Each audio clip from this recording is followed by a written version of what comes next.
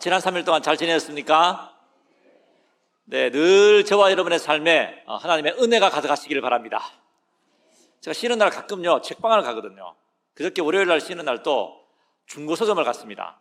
갔다가 좋은 책을 무려 4권을 한 권 값에 샀어요. 제가 행복했을까요? 안 행복했을까요? 행복했습니다. 이거 뭐라 그러죠? 소확행. 네, 작지만 확실한 행복.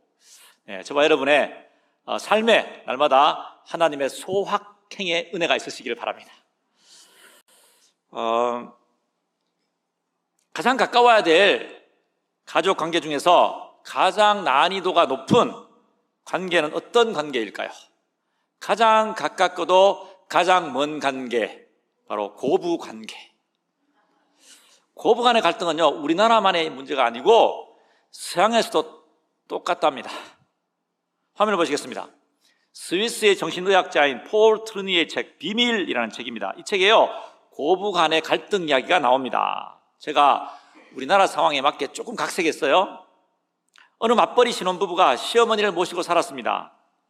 어느 날 아들 내외가 출근한 뒤에 시어머니는 며느리를 돕고 싶은 마음에 며느리가 돌린 그 세탁기에서 세탁물을 꺼낸 후에 정성스럽게 말리고 또 다림질해서 하나하나 곱게 개켜서 며느리 방 옷장에다가 가지런히 놓아 두었습니다. 잘했죠? 네, 출근하고 퇴근하고 돌아오면 며느리가 기뻐할 모습을 생각하니까 이 시어머니 마음이 뿌듯했습니다. 그런데 돌아온 며느리의 반응이 어땠을까요? 기분 나빠했습니다. 이유가 뭘까요? 며느리의 뜻밖의 반응에 시어머니도 마음이 되게 불쾌했어요. 이때부터 고부간의 갈등이 생겼다는 겁니다. 이유가 뭘까요? 시어머니의 좋은 의도도 불구하고 이런 결과가 생긴 이유가 있습니다. 저자는 이렇게 진단합니다. 시어머니와 같은 집에 사는 며느리 입장에서 자신의 방과 자신의 옷장은 단순한 공간이 아닙니다. 며느리는 자기 방에 들어가야 자기 사생활이 있어요. 프라이버시가 있어요. 또 자기 방에 들어가야 쉼을 얻을 수 있어요. 자유를 누릴 수 있어요. 그래서 시어머니가 마음대로 며느리 방에 들어가서 옷장을 여닫은 것은 며느리의 입장에서 보면 사생활 침해예요. 안식을 방해한 거예요. 자유를 빼앗은 거예요. 해결책은 뭘까요? 어떻게 했으면 좋았을까요? 시어머니가 옷을 곱게 개켜서 거실의 테이블 위에 두었더라면 아무 문제가 안 생겼을 겁니다. 이렇게요 참 사람의 관계라는 것이 어렵습니다. 이 고부 간의 관계만의 문제가 아니에요. 이 사람들은 사랑하는 관계, 사랑하는 사람을 대하면 특히 자녀들을 대할 때 그렇죠. 간섭하고 또 소유하고 지배하려고 합니다. 그러니까 사랑하는 대상의 사생활 또 자유를 인정하지 않으려고 그래요. 이것은 진정한 사랑이 아닙니다. 그래서 저자는 폴 트루니에는 진정한 사랑을 이렇게 정의합니다. 진정한 사랑이란 사랑하는 대상의 시간과 공간과 비밀을 존중해 주는 것입니다. 그것이 곧 그 사람의 존재를 존중하는 것이기 때문입니다. 서양하고 우리나라하고는 조금 다를 수는 있어요. 근데 황송하게도 창조주 하나님께서 피조물인 우리를 그렇게 대하신다는 것입니다. 이사야 46장 3절 4절 말씀 함께 읽겠습니다. 야곱의 집이여 이스라엘 집에 남은 모든 자여 내게 들을지어다. 배에서 태어남으로부터 내게 안겼고 태에서 남으로부터 너희가 노년에 이르기까지 내가 그리하겠고 백발이 되기까지 내가 너희를 품을 것이라. 내가 지었은즉 내가 업을 것이요 내가 품고 구하여 내리라. 전능하신 아버지 하나님께서 우리를 마치 어린 자녀들을 사랑하듯이 사랑하신다는 것입니다. 그런데 이 하나님은 무소부재하십니다. 우리가 어디에 있든지 간에 우리와 함께 하시는 분이십니다. 또한 하나님께서 부모처럼 우리를 안고 업고 계십니다. 우리가 태어날 때부터 백발이 될 때까지 우리를 품고 계신답니다. 그런데 감사한 것은요, 그런 하나님께서 우리가 눈으로 볼 수 없는 영적인 존재라는 것이 너무나 감사해야 될 일입니다. 생각해 보세요. 만약 하나님께서 인간처럼 형체를 가지고 계신 분이에요. 그런 분이 무소부재하신 분이에요. 어디를 간지 나를 따라다니고, 어디를 간지 나를 업고 다니고, 어디를 간지 나를 품고 다녀요. 어떨까요? 어떨까요? 괴롭습니다. 어딜 가든 어린 자녀를 품듯이 나를 품고 간섭하고 내 인생을 좌지우지하려고 하신다면 등을 돌리고 말 것입니다. 앞서 소개해드린 시어머니처럼 시어머니가 아무리 선의를 가지고 했다 하더라도 며느리의 그 공간, 방과 옷장을 침범하면 언짢아 하는 거예요. 만약에 하나님이 우리를 품으시고 일거수일투족을 다 우리를 따라다니면서 간섭하신다면 우리는 하루도 버티지 못할 겁니다. 숨이 막혀서 살 수가 없어요. 그래서 이런 이야기가 있죠. 어떤 교회학교 유년부 선생님이요, 아이들에게 묻습니다. 야, 너희들은 천국이 어떤 곳이라고 생각하니? 어떤 아이가 이렇게 대답했습니다. 우리 엄마가 없는 것이 천국이에요. 왜요? 아이 입장에서는요, 엄마가 그냥 아침에 눈 뜰 때부터 저녁에 잠잘 때까지 따라다니면서 간섭하잖아요. 예, 어떤 아이의 표현처럼 앞을 봐도 엄마, 뒤를 봐도 엄마, 옆을 봐도 엄마, 다 엄마예요, 다 엄마. 이러니까 아이들 입장에서는 괴롭잖아요. 엄마의 잔소리가 하루 종일 따라다니잖아요. 그런데 엄마는 하나님처럼 무소부재하셔서 안 계신 곳이 없어요. 화면을 보시겠습니다. 2004년에 개봉한 영화, 니콜 키드먼 주연의 영화입니다. 스태포드의 아내들이라는 영화입니다. 이런 내용이에요. 주인공이 미국의 유명 방송국에 잘 나가던 PD였습니다. 그 PD였던 조안나, 니콜 키드먼이 연기한 주인공이에요. 이 조안나가 이 PD인데 출연했던 출연자가요, 막 총기 난사 사건을 벌여요. 대형 사고가 터져서 결국은 잘리고 맙니다. 해고를 당했어요. 얼마나 괴롭겠습니까? 너무너무 괴로워하고 폐인이 되어가던 그 조안나를 보고 남편 월터가 설득을 해요. 그래서 미국 중상류층이 사는 그 스태포드라는 곳으로 이사를 가게 됩니다. 근데 그 마을의 부인들 가보니까 그 마을의 부인들이요, 정말 다 인형같이 아름다워요. 다 유쾌해 보이고 즐거워 보여. 거기다가 완벽한 현모양처입니다. 살림살이에 최선을 다하고요, 요리도 잘하고요, 잔소리는 절대로 하지 않습니다. 늘 행복합니다. 그런데 시간이 지나면서 보니까 이 부인들이, 그 스태포드 마을에 사는 부인들의 모습이 이상해요. 뭔가 사람 같지가 않은 거예요. 부자연스러워 보여요. 사실은 이유가 있어요. 그 마을에는 무서운 비밀이 하나 있었습니다. 어느 날 그 마을 남편들이 모여서 무서운 음모를 꾸며요. 매일 잔소리하는 그 부담스러운 아내들. 그래서 지겨워요. 그래서 그 마을에 살던 남자들이 다 과학자거든요. 그 마을 전체의 부인들을, 아내들을 하나하나씩 로봇으로 바꿔버린 겁니다. 사실은 그 스태포드 마을의 부인들이 다 완벽해 보이는 부인들이 다 살아있는 사람이 아니라 로봇 기기라는 거예요. 뭘 의미합니까? 아무리 완벽해 보여도 로봇 같은 인간은 진짜 인간이 아니라는 거죠. 하나님은 우리를 로봇으로 만들기를 원치 않으십니다. 우리의 모든 것을 간섭하고 통제하기를 원치 않으십니다. 우리의 영역을 마음대로 침범하지 않으십니다. 인격적인 분이시에요. 우리에게 자유를 주셨습니다. 이것이 하나님의 사랑이에요. 우리가 진정한 사랑의 삶을 살기 위해서, 사랑의 삶을 살기 위해서는요, 하나님의 영역과 다른 사람의 영역을 인정해야 됩니다. 하나님의 영역을 침범하면 안 돼요. 그리고 내가 할 일을 해야 됩니다. 하나님의 영역을 침범하지 않고 우리가 하나님을 사랑하고 믿음의 삶을 잘 산다는 것은 하나님의 영역을 침범하지 않고 하나님이 내게 주신 사명을 잘 감당하고 사는 거예요. 쉽게 말하면 남의 일에 간섭하지 말아야 될 남의 일에 간섭하지 않고 내 일을 잘하는 것, 이것이 온전한 삶이라는 거예요. 화면을 보시겠습니다. 제가 몇 번 소개해드린 적이 있는 책이에요. 성공하는 사람들의 7가지 습관, 스티븐 코비 박사의 책이죠. 우리가 정말 의미 있는 삶, 뜻깊은 삶, 성공적인 삶을 살기 위해서는 어떻게 해야 되는가, 여러 가지 방법들을 소개하고 있는데요. 그 중에 중요한 원리가 하나가 있어요. 영향력의 원이라는 것과 관심의 원이라는 개념입니다. 화면을 보시겠습니다. 그러니까 영향력의 원과 관심의 원과 영향력의 영역이 있어요. 관심의 원이라는 건 뭔가 하면 내가 관심을 가지고 있는 영역이에요. 내가 직접 통제하거나 영향력을 끼칠 수는 없어요. 하지만 내가 관심을 가지고 있는 영역이 있어요. 대한민국 사람들의 관심의 영역 중에 중요한 게 하나가 뭘까요? 정치 영역이에요. 정치 영역. 위정자가 아니라면 우리가 정치에 대해서 할 수 있는 건 거의 없어요. 투표하는 것밖에 없어요. 근데 대한민국 사람들은 굉장히 정치에 관심이 많더라고요.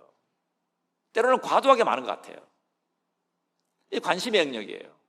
영향력의 영역은 뭔가 하면 내가 직접 영향력을 끼치거나 통제할 수 있는 영역이에요. 근데 우리가 이걸 헷갈릴 때가 많아요. 우리는 관심의 영역이 아니라 이 영향력의 영역에 집중해야 됩니다. 가령 이런 거예요. 어떤 사람이 회사에 다니는데요, 그 바이어들 앞에서 중요한 프리젠테이션을 앞두고 있어요. 준비를 충분히 했어요. 드디어 프리젠테이션 날이 왔어요. 장소로 운전해서 이동해 가고 있어요. 옆에는 상사가 같이 타고 있어요. 여러 가지 걱정이 들겠죠. 가다가 혹시 교통사고가 나면 어떨까? 가다가 교통체증이 심해서 제 시간 내에 도착하지 못하면 어떨까? 또 내가 프레젠테이션 발표를 했는데 그 바이어들의 반응이 부정적이면 어떨까? 또 옆에 앉아 같이 가고 있는 이 상사의 반응이 부정적이면 어떨까? 걱정이 많이 되겠죠. 하지만 이런 것들은 뭐예요? 내 관심의 영역이에요. 내가 통제할 수 없어요. 내가 영향력을 미칠 수가 없어요. 내가 영향력을 미칠 수 있는 영역은 뭡니까? 프레젠테이션의 영역이에요. 발표의 영역이에요. 그러니까 이 걱정 저 걱정하면서 그렇게 가는 것은 올바르지 못하다는 거예요. 내가 할 수 있는 영역, 내 통제 안에 있는 영역, 내가 영향력을 끼칠 수 있는 영역, 그 발표에 집중을 하면서 거기에 집중하면서 사는 삶이 온전한 삶이라는 거예요. 근데 많은 사람들이 거꾸로 해요. 내가 영향력을 끼쳐야 되는, 내가 꼭 해야 되는 일에는 등한시하고요, 그냥 내가 관심 있는데 이것저것 관심 가지고 살다가 정작 내가 해야 될 일들을 못하고 살아가는 경우가 많다는 거예요. 오늘 본문에도 그런 이야기가 나옵니다.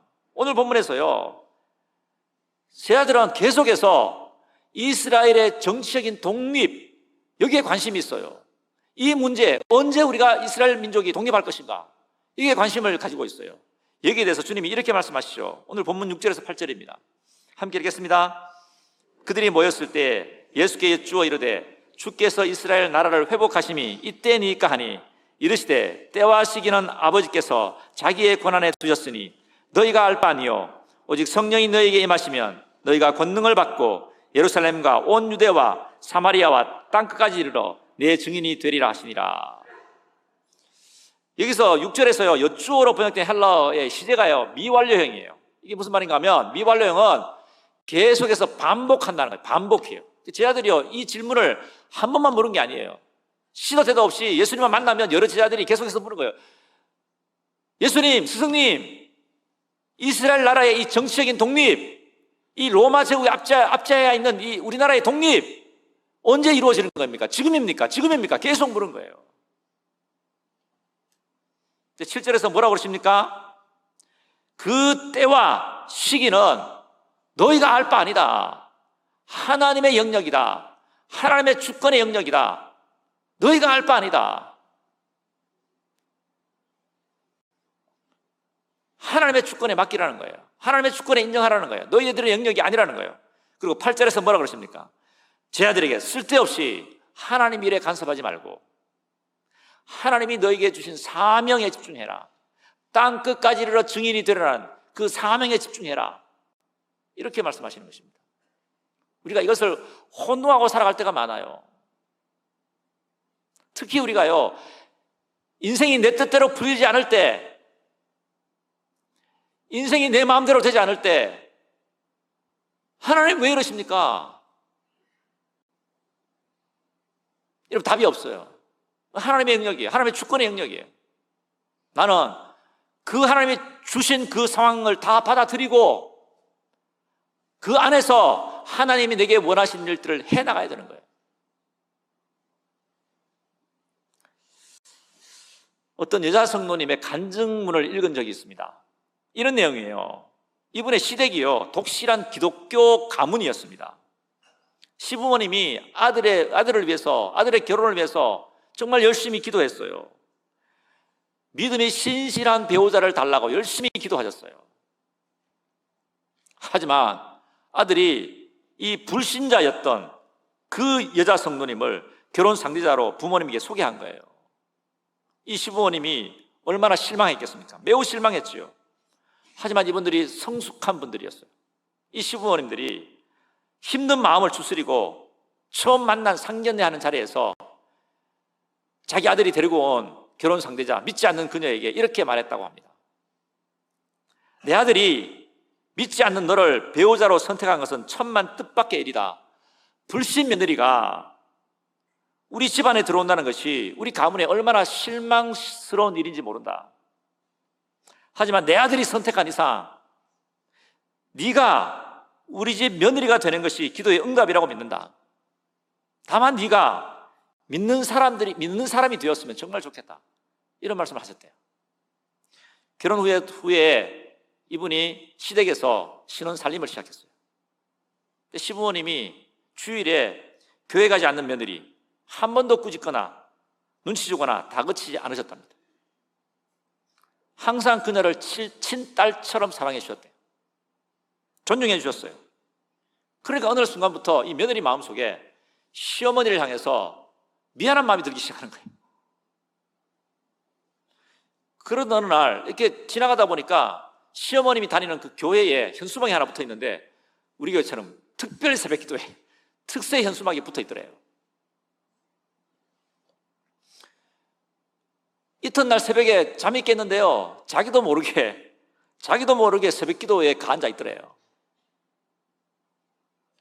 근데 예배당에 딱 들어가서는 순간에 자기 마음속에 이런 음성이 들리더랍니다. 얘야, 너 왜 이제야 오니?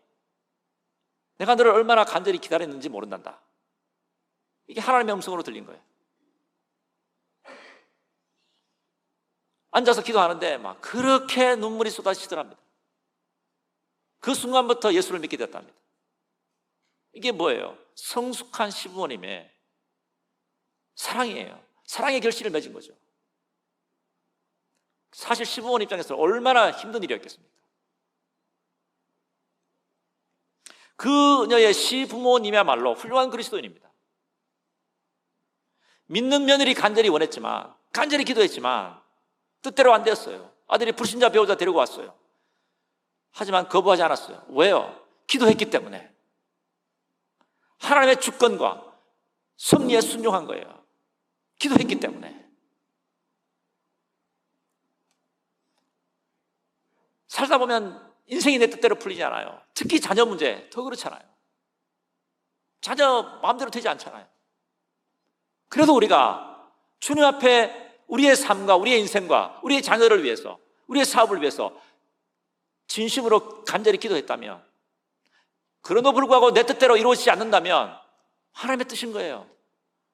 하나님의 주권과 섭리에 순종하시기 바랍니다. 또한 장성한 아들의 선택을 존중해 줬어요. 뿐만 아니라 믿지 않는 며느리의 그 신앙의 영역, 자유를 존중해 줬어요. 오히려 불신 며느리 배척하지 않고 안고 사랑해 줬어요. 이분들이야말로 진정한 땅끝의 증인들입니다. 제일 어려운 게 가족 전도하는 거잖아요. 아마 며느리 전도하는 게 제일 힘들걸요? 시어머니 전도하는 게 제일 힘들걸요?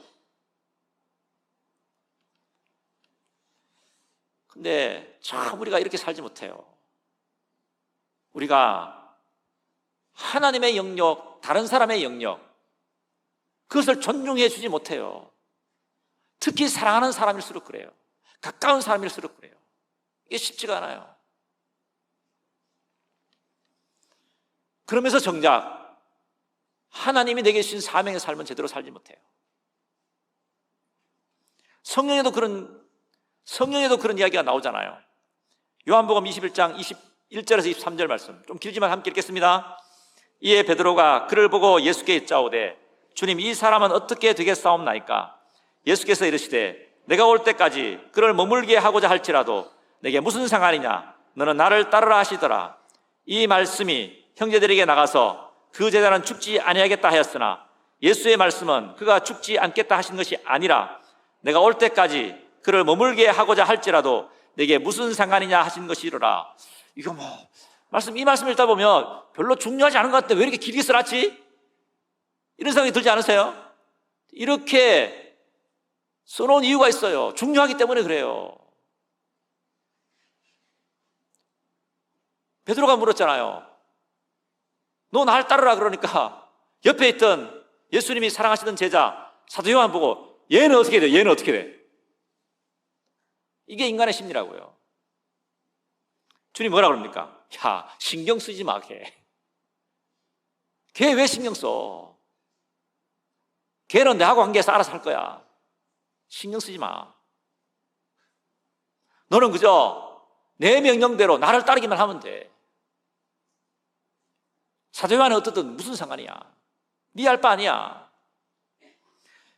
그런데 너는 내 명령 따라 이렇게 말씀하셨는데, 그런데 예수님이 요한에 대해서 뭐라고 그랬어요?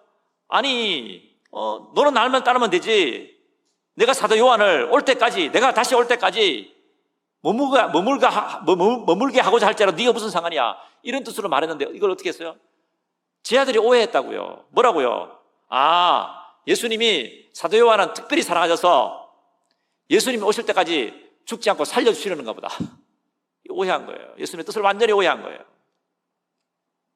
이 말이 와전되어서 이 소문이 초대교회, 잘못된 소문이 와전되어서 초대교회에 막 퍼졌다는 겁니다. 어쩌면 오늘날 현실교회하고 이렇게 똑같아요. 제 아들도 이랬어요. 그래서 요한이 죽지 않는다는 잘못된 소문이 초대교회 안에 막 퍼진 거예요. 여러분, 이런 일이 종종 일어납니다. 가족 간에 일어나고 친구 간에도 일어나고 같은 교회 다니는 교우들 간에도 일어나요. 어떤 성도님이요, 강아지를 키웠어요. 이 강아지가 오줌을 못 가리네, 대소변을 못 가려서 아무데나 막 용문을 봅니다. 그래서 가족들이 무심코 지나가다가 자주 그 강아지 오줌을 막 밟았대요. 그 중에서 첫째 아들이 가장 자주 많이 밟았대요. 어느 날 또 첫째 아들이 이 강아지 오줌 밟고 막 울상이 된 것을 보았어요. 그래서 아빠가 이렇게 말했대요. 마음씨가 착한 사람들이 강아지 오줌과 친하대. 근데 그 말을 옆에 있던 둘째가 들었어요.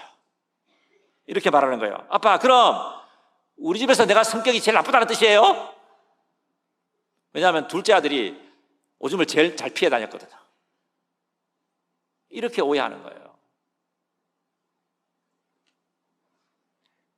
교회 안에도 그래요. 온라인에도 그래요. 많은 사람들이 모여있고 별별 사람들이 다 모여있다 보니 온갖 소문들이 돌아다녀요. 잘못된 소문들이 돌아다녀요. 근데요, 이렇게 소문을 내는 사람들이 신앙생활 잘하는 사람들이 아니죠.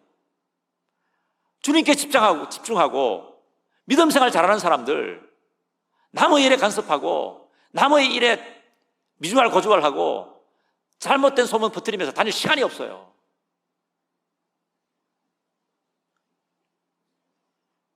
이런 사람들이 많으면 교회가 시험에 드는 겁니다. 일꾼이 아니라 일거리가 많아지는 거죠. 여러분, 우리 교회는 이런 분이 한 분도 없으시기를 바랍니다.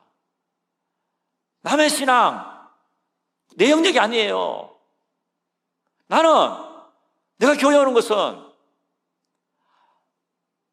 내 신앙을 하나님 앞에 바로 하기 위해서, 내가 주님 앞에서 바른 신앙인으로 살아가기 위해서, 내가 주님이 주신 사명 감당하기 위해서, 여기만 집중해도 시간이 모자라요. 우리가 구역 모임 소그룹 나눔합니다. 그것도 마찬가지입니다. 제일 겁나는 건 뭐예요? 내가 내 속 이야기 했는데, 내 이야기 했는데 누가 이럴까 봐. 완전히 틀린 거죠. 왜 예배드리고 왜 소그룹 모임합니까? 우리의 신앙이 성장하기 위해서요. 내 신앙이 성장하기 위해서요. 거기에 집중하세요. 우리가 신앙생활을 잘 한다는 것은 하나님의 영역을 잘 인정하고 존중하는 거예요. 또한 다른 사람의 영역을 잘 인정하고 존중하는 거예요. 그리고 내가 해야 될 일, 하나님이 내게 맡긴 일, 거기에 집중하고 사는 거예요. 내 인생 과업에 집중하고 사는 거예요. 그것만 해도 시간이 모자라요. 우리가 이렇게 주님이 주신 사명, 주님의 땅끝 증인으로 살기 위해서, 이렇게 살기 위해서 어떻게 해야 됩니까? C.S. 루이스가 이렇게 말했어요. 우리의 시선이 주님을 향하고 있는 동안, 우리의 시선이 주님을 향하고 있는 동안만 우리는 온전한 그리스도의 증인으로 살아갈 수 있습니다. 엉뚱한 데 시선이 분산되니까, 엉뚱한 데 관심이 있으니까 그러고 다니는 거예요. 어릴 때 미국으로 입양되었다가 18살 때 고국인 한국을 방문했던 이예리 양의 쓴 시가 있어요. 엄마라는 시를 썼어요. 참 읽어보니까 참 마음이 아프기도 하고 그렇더라고요. 엄마라는 시를 썼어요. 제가 일부를 읽어드립니다. 첫 번째 연. 나는 그날을 꿈꾼다. 내가 엄마를 찾고 만나는 날, 내가 엄마를 보고 직접 말하는 날. 무슨 뜻일까요? 생모의 얼굴도 모르는 핏덩이로 이역만리 타국에 입양되었던 이 예리 양이 엄마를 그리워하는 간절한 마음이 담겨 있잖아요. 두 번째 연. 나는 그날을 꿈꾼다. 엄마의 눈 속에서 평생 처음으로 나의 얼굴을 볼 수 있는 날, 오직 엄마의 눈만이 나 자신을 비출 수 있기에. 이게 무슨 뜻입니까? 자신이 도대체 누구인지, 누구에게서 태어난조차 모르는 그 입양아 예리 양에게 엄마는 자기 존재의 근원이라는 것입니다. 그래서 엄마의 눈빛 속에 비치는 자신의 얼굴을 보며 자신이 누구인지를 확인하기를 바라는 마음이 담겨 있어요. 세 번째 연. 내가 얼마나 나의 얼굴이 다른 이의 눈에 비춰지기를 기다렸는지, 내가 적당히 사용할 말이 없다. 내가 무엇을 원하는지 나는 진실로 말할 수 없다. 내가 꿈꿔온 것들을. 무슨 뜻입니까? 예리 양은 한편으로 엄마를 만나기를 간절히 기대하고 바라면서도 다른 한편으로는 엄마를 막상 만나면 무슨 말을 해야 될지, 혹은 엄마를 영영 만나지 못할지 모른다 하는 두려움에 사로잡혀 있는 거예요. 마지막 네 번째 연. 하지만 나는 언젠가 일어날 것이다. 그리고 엄마를 만날 것이다. 그때 나는 볼 것이다. 엄마의 눈과 얼굴과 마음을. 그리고 나는 나 자신의 일부인 엄마가 나를 바라보는 것을 볼 것이다. 무슨 뜻입니까? 예리 양은 두려움을 떨치고 일어섭니다. 그리고 반드시 엄마를 만날 것을 다짐합니다. 엄마를 만날 때 무슨 말을 할 것인지 걱정하지 않기로 합니다. 엄마를 만나는 순간에 말이 필요 없지요. 그저 엄마를 보기만 해도 만족할 것입니다. 엄마의 눈과 얼굴과 마음을 보는 것만으로도 행복할 것입니다. 왜냐하면 자기 앞에 서 있는 엄마는 바로 자기 존재의 근원이기 때문에 그렇습니다. 자기 자신이기 때문에 그렇습니다. 그래서 자신을 바라보는 엄마를 보는 것은 엄마를 보는 것이 아니라 자신이 누구인지를 확인하는 것입니다. 엄마만이 예리양 자신의 정체성을 바르게 알려줄 자기 존재의 증인입니다. 이것이 예리양이 엄마를 그토록 보기를 바라는 것입니다. 바라는 이유입니다. 여러분, 우리도 마찬가지입니다. 우리가 이 땅에서 주님의 증인으로 살기 위해서는 주님만을 바라보셔야 됩니다. 왜요? 우리의 시선이 주님을 향할 때 우리를 보고 계시는 주님을 대면할 수 있기 때문에 그래요. 그리고 우리를 바라보시는 주님의 그 얼굴과 눈빛에서, 그분의 마음에서 우리를 사랑하시는 그분의 마음을 읽을 수 있어요. 그리고 우리를 사랑하시는 그분을 보면서 내가 누구인지, 내가 사랑받는 존재이구나, 내가 하나님의 사랑받는 존재이구나를 확인할 수 있어요.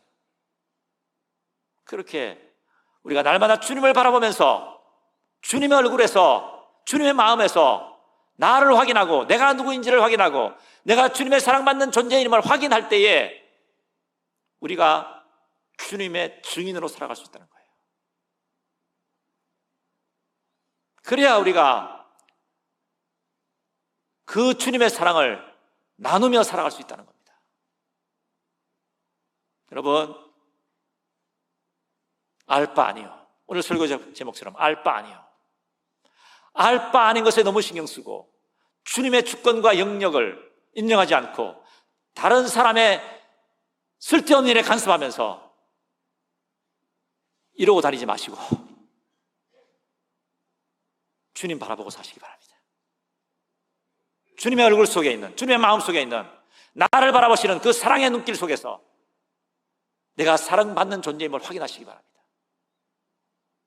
그리고 주님의 사랑을 전하는 증인으로 제가 소개시켜드린 그 성숙한 시부모님들처럼 주님의 사랑을 전하는 복음의 증인으로 살아가시는 저와 여러분이 되시기를 소망합니다. 기도하시겠습니다.